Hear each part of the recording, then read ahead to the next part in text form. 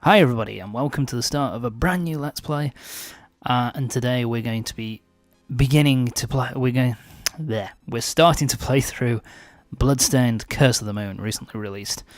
For pretty much everything. It was released for PS4, Switch, Xbox One, PC, as well as the Vita and the 3DS. The only two versions which aren't available at the moment that I'm recording are the Xbox One and the 3DS, which are released on the 31st of May 2018. They got delayed for whatever reason, but it's available for everything else. And this is basically a game made by Indie Creates. Pretty good, really awesome indie developers. And this was done for a Kickstarter for a game called Bloodstained Ritual of the Night, which is a kind of a throwback to the Castlevania Symphony of the Night.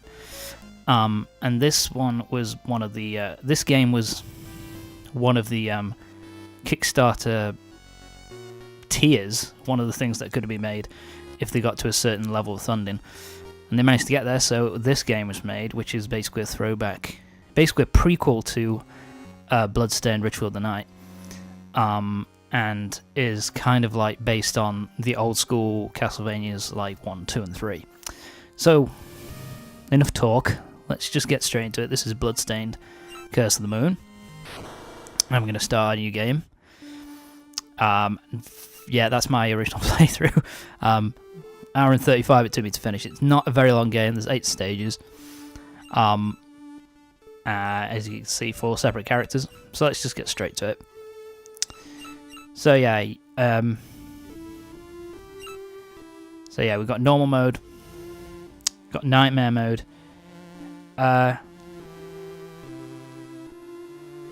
Okay, that's kind of cool actually.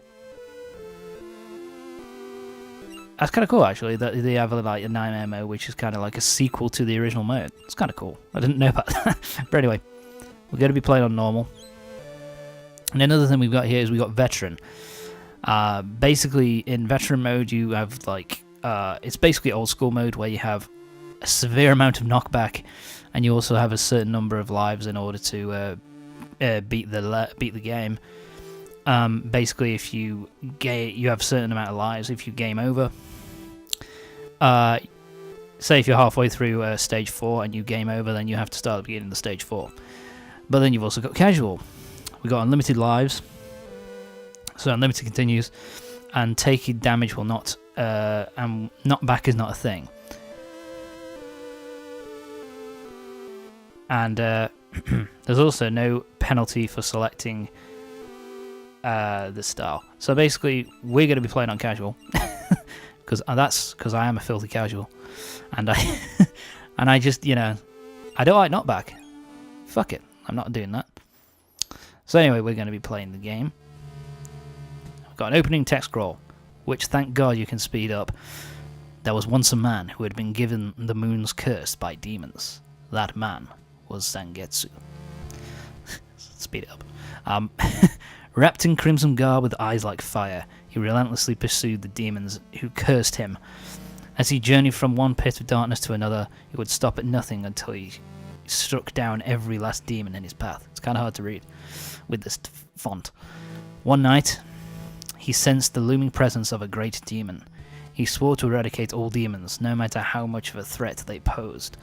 Bathed in moonlight, he cried out as he drew his sword, which consumed the darkness from within its wretched steel.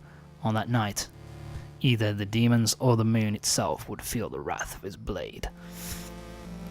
And that's kind of reminiscent of a few of the Castlevania games. Like I think it was Castlevania 3. No, it's Castlevania 2, which had an opening text crawl like that. And it also happened in Symphony of the Night. And that intro that's very reminiscent of Castlevania 1, where you see the building in the distance. Time for stage 1, Moonlight Temptation. So this is Zangetsu, our first playable character. Only has a sword. Has pitiful range, actually. And yeah, Yeah, I do that sometimes. It's awkward at points. Because you have to... Because, like the original Castlevanias, there is a bit of a delay. You can't get up there, you need another character. So, can't get up there yet. So yeah, it's just... And those characters there are kind of similar to enemies that you would... Fuck you. Fight in Castlevania 1. They're also similar to the first enemies you come up against in No, leave me. Fuck you. They're also go away. Ow! Similar to enemies that the first enemies you fought in Symphony of the Night. So yeah, there's a lot of references to Castlevania here. And like with the Castlevania, you have to press up to go upstairs. And those are just points, I think. But I want to try and get... It's worth going through these. Can't go up there. Fuck you. Right, let's head down. And boop.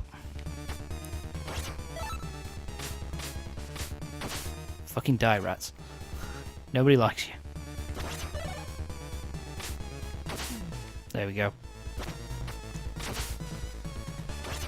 Like I said, they kind of, Oh! Something I don't like. I don't like the jump. Because, it's very much like an old school Castlevania kind of jump, but it's also kind of bizarre. Because, like, when you jump...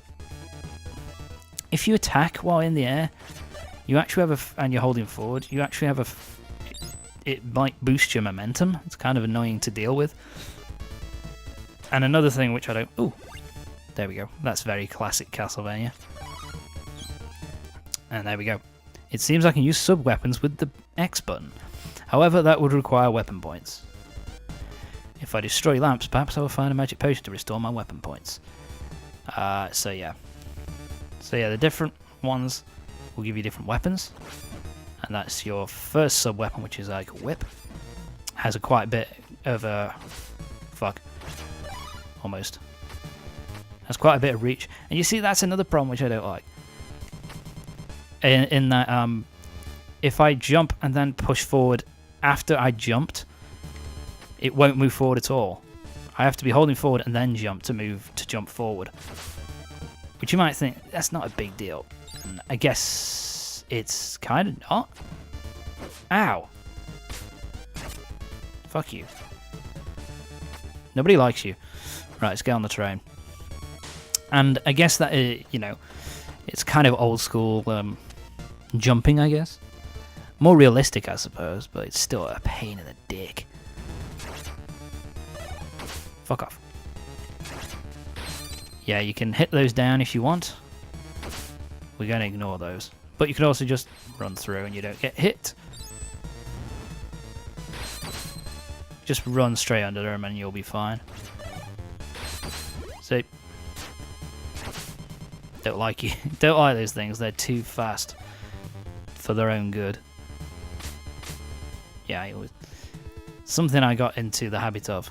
Can't go through there. We need another character. In fact, that's the next character we're gonna get. Is has the little slide, like in.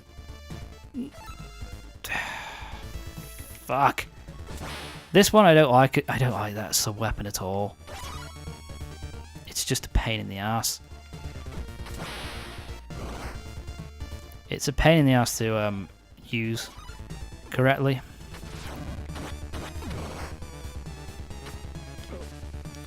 You're an asshole. I hate those enemies. They're such a pain in the dick to deal with. I prefer the whip. Because the whip is just so much easier to... Ow! Fuck you. Like I say, the whip is just so much easier to use. The ball, I don't know what you would call it.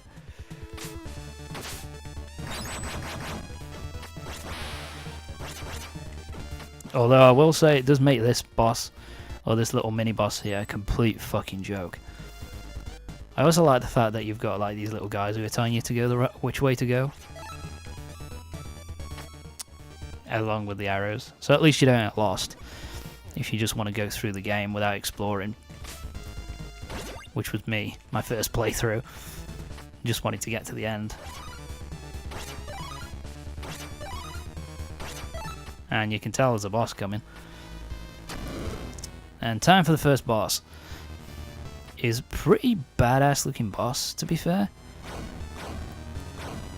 So yeah, he uses his big arm to grab those things, and so what we have to do is we have to there's a number of ways to attack him. We can use our sub weapon, but the way that they want you to do it most of all is just by like doing that.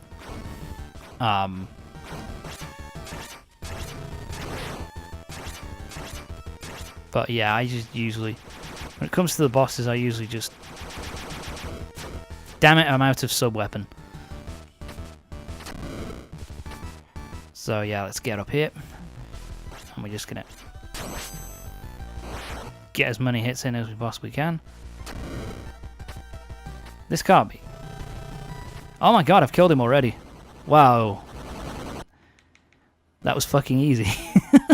As I say. Comfortable win in the end. It's not a difficult boss, but I like his design. Kind of looks cool. And there we go. We're done. Level 1 complete. Now we unlock our first extra character. Thank you for saving me. Was it the demon's power you used to seal that beast? You are a shard binder. That power can summon forth demons at will. I cannot allow that. Wait, it is true that I am a shard binder? Okay.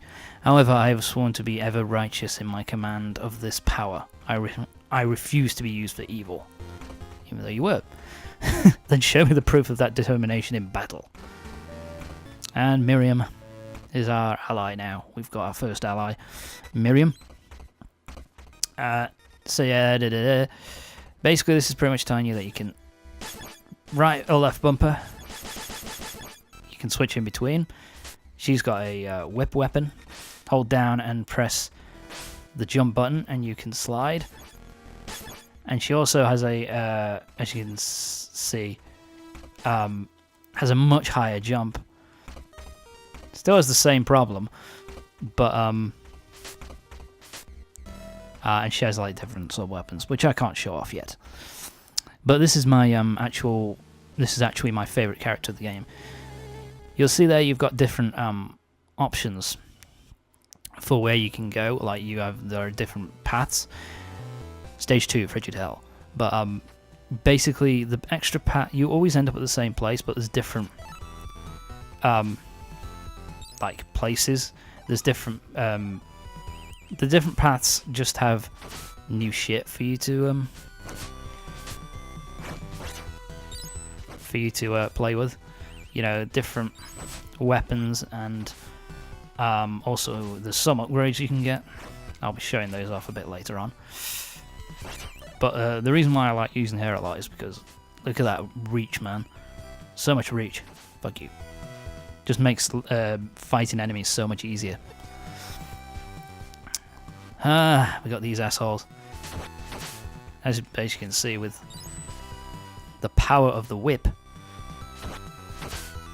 so much easier. You just have to learn kind of to be a bit more fuck. Yeah, you also like old school Castlevania. You can't jump off fucking can't jump off stairs. Shit. And something else which is kind of irritating. It still has the same problems with the jump. When you attack as well, you can't you can't just attack straight away.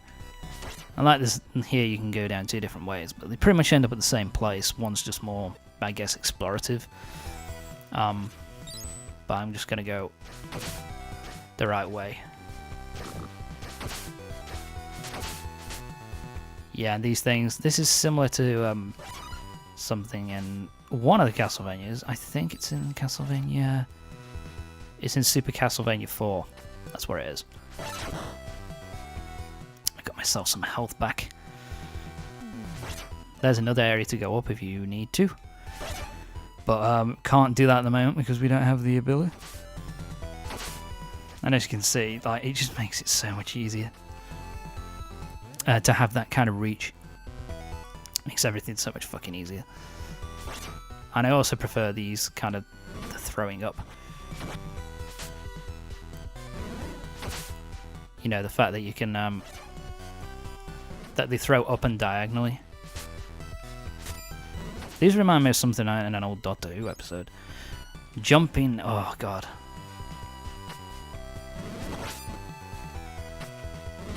See, that's the momentum carrying me forward. Jesus, look at that. I've done that so many fucking times in this game. There's a fixed jump distance. See, if this had knockback as well, this would be a real pain in the arse part to deal with. And there's some parts later on which I had such a hard time with.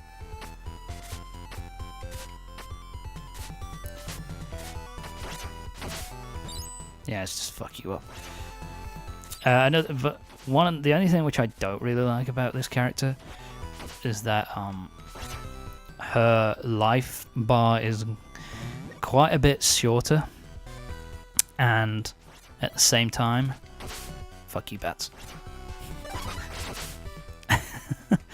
But at the same time, she takes, I think she takes double damage.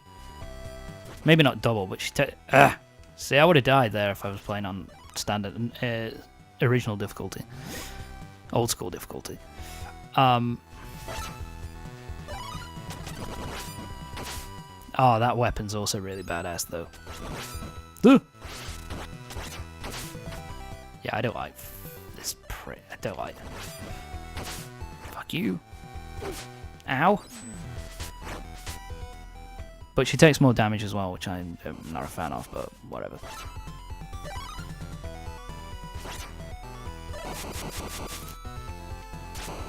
Yeah, she has a fair few different abilities, you know, different sub-weapons than the main character. Let's get that. I think that increases your magic. I'm not 100% sure.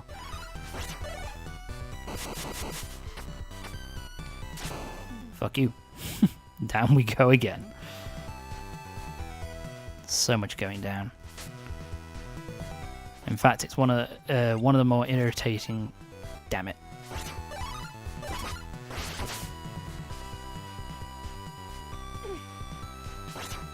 Nobody likes you.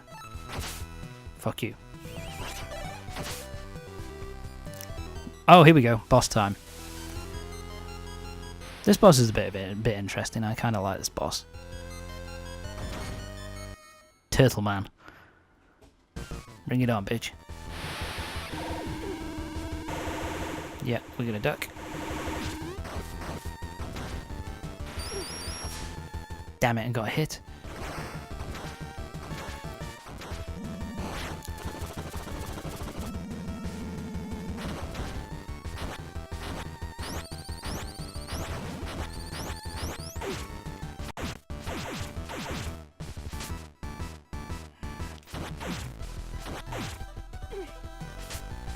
Yeah, I'm taking a lot of damage. Ooh, missed. Come on.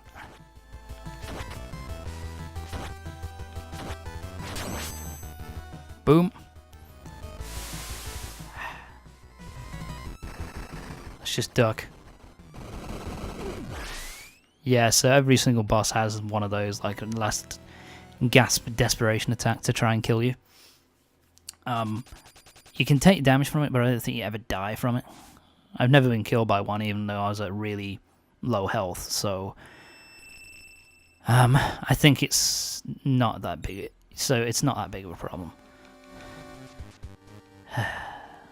You You prick. Alright, let's go talk to him. That I would be defeated by a demon. I have been thoroughly humiliated. I am Alfred, an alchemist. Alchemist? You use demons to fulfill your worldly desires? Every achievement requires a fair exchange. Even using demons is sometimes necessary. You have your own goals, correct? My power may be of use to even you. Your existence is unsettling to me, but your skills are not without value. I'll save your... What's that? I'll have your head where it is for now. Alfred is coming out. I found that really difficult to... God, I found that hard to read. Okay, so now we got Alfred. Yeah, shut up. He's got a pathetic attack, but with him it's all about his abilities. So yeah. And his basic attack special is basically a ring of fire that goes around him and makes him invincible to enemies, so he can just jump through enemies and destroy them pretty quick. That is actually something that's kind of useful, to be fair.